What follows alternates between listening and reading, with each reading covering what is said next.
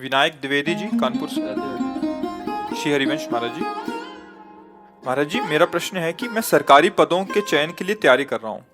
काफी समय से तैयारी में लगा हूँ, लेकिन कभी कभी आत्मविश्वास की कमी और दिमाग में ये संशय आ जाता है कि जो मैं कर रहा हूँ वो सही चयन है या फिर इसमें बदलाव करना चाहिए। महाराज जी, इस परिस्थिति में मुझे क्या करना चाहिए? हम तो सिर्फ प्रिया प्रीतम भजन भगवत प्राप्ति, ना हमको अभी सरकारी नौकरी की है, ना हम करने का कोई लक्ष्य है, ना हम उसके विषय के ज्ञाता है।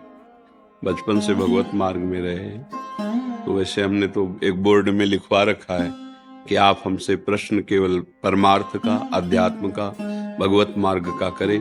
पर उसमें भी जब कोई गृहस्थी में अपनी समस्या का समाधान उसे हम भागवती की,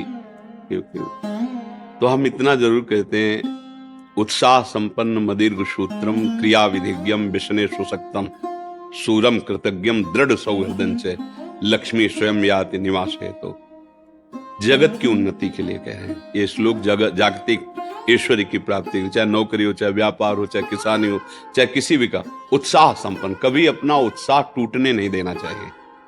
वो तभी नहीं टूटेगा जब भगवान का आश्रय होगा। कर तुम अकर तुम अन्यथा कर तुम सर्व समर्थ मेरे भगवान है। आज मैं यहां हारा हूं तो कल जीत जाऊंगा। उत्साह तभी आपका संपन्न रहेगा जब भगवद आश्रय है। उत्साह संपन्न, हर स्थिति में अपने को कभी निराश नहीं होने देना, कभी टूटने नहीं देना, कभी हारने नहीं देना, क्योंकि कभी संपत्ति का योग होता है, कभी विपत्ति का होता है, कभी अनुकूलता आती, कभी प्रतिकूलता आती, कभी जय आती, कभी पराजय आती है। ये द्वंद्व चलते रहेंगे, चाहे कोई भी हो, सबके जीवन में आते हैं। पर हमें उत्साह संपन्न बनना है।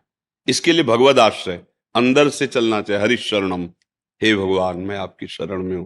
तभी आप इस लोक में उन्नति प्राप्त कर सकते हैं, उत्साह संपन्न हो सकते हैं। नहीं तो उत्साह विजय में दिखाई देती है, अनुकूलता में दिखाई देती है, हार में कहां उत्साह दिखाई, सब निराश हो जाते हैं। लेकिन वही शूरवीर है जो हार में भी निराशा ना आने दे और किसी भी कार्य को आगे के लिए न टाले, दीर्घ सूत्री न बने।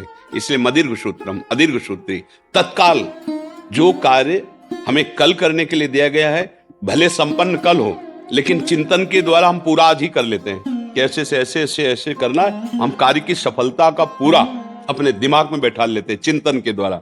जैसे उत्तम रसोईया वही है जो बनाने के पहले दिमाग में बना ले।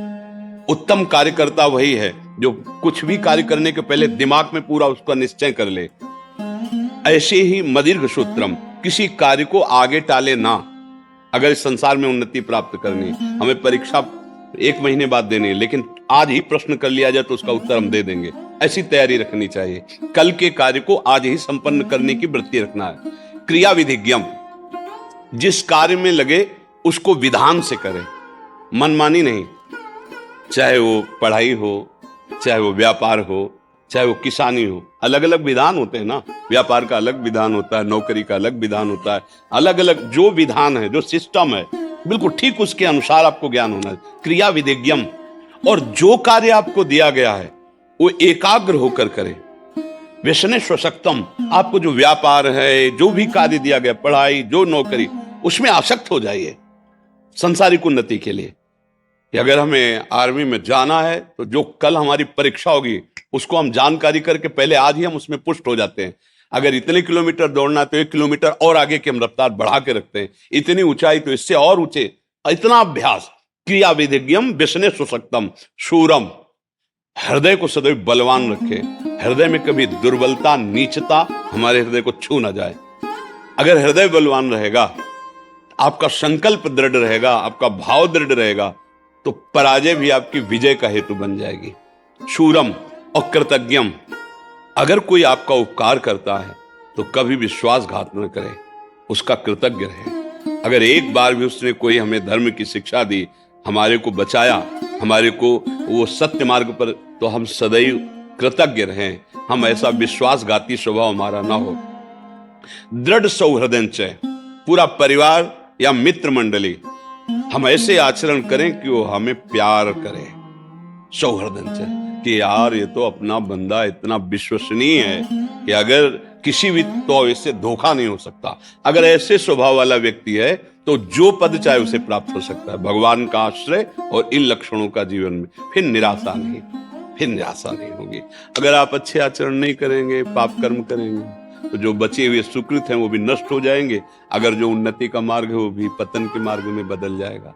ये कर्म भूमि है ना, हम अच्छे कर्म करें, पतन का नंबर आ रहा है, मान लो पाप का नंबर आ रहा है, तो पतन के लिए गिराने की कोशिश करेगा, लेकिन आपका ये नया कर्म आपको बचा लेगा, आपको उठा देगा।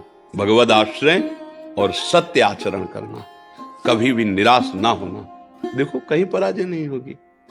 और ये बात अच्छे से समझ लो कि दिन और रात जरूरी है। दिन ही दिन रहे तो ठीक नहीं, रातें रात रहे तो ठीक। ऐसे इस सृष्टि में दुख और सुख, जय और पराजय, द्वंद्व चलते रहते हैं, इनमें निराश ना होवे। कभी ऐसी भी परिस्थिति आ सकती है कि दुखद वातावरण, फिर भी धैर्य रखे। वो धैर्य वही रख सकता है जो भगवान का आश्रय ले, नाम जप करता है, भगवद आश्रित। इसीलिए कहते चाहे विद्यार्थी हो, चाहे व्यापार हो, करो कुछ भी करो, भगवान का आश्रय ले लो और नाम जप करो, तो तुम्हें बहुत सपोर्ट मिल जाएगा, तुम टूटोगे नहीं। जैसे किसान की खेती नष्ट हो गई, उसने आत्महत्या कर दी, विद्यार्थी फेल हो गया, वो आत्महत्या के लिए तैयार। छोटी छोटी बातों में लोग अपने जीवन को नष्ट कर रहे। क्यों? भरोसा अविनाशी का नहीं है, प्रभु का नहीं है, बुद्धि में अध्यात्म का ज्ञान नहीं है। इसलिए पार्थिव भोगों के नाश होने पर, जिनका नाश होना सत्य है, वो नष्ट होंगे ही, उसमें हम अपने को नष्ट कर देते हैं। अरे आज फेल हो गए तो हम और पढ़ाई करेंगे, आज हमारा फसल नष्ट हो गई तो अगली बार और पैदा करें। अपने जीवन को नष्ट कर देना उसका कोई हल थोड़ी है। तो इसलिए अच्छे बनो, नाम जप करो, भगवद आश्रित रहो और इन बातों को समझो। हमारा उद्देश्य आप लोगों से बात करना, भगवान का चिंतन, भगवद वार्ता, सत्य मार्ग में चलना है। वो क्या, हमें संसार का तो ये ज्ञान है नहीं, क्योंकि हम गए ही नहीं संसार मार्ग में, बचपन से इधर चले। तो हम शास्त्र के अनुसार तो बोल सकते हैं। अब आप किसी ऐसे विषय संसारी, तो हम गए नहीं, हम उसको जानते ही नहीं, तो कैसे उस विषय पर बोले।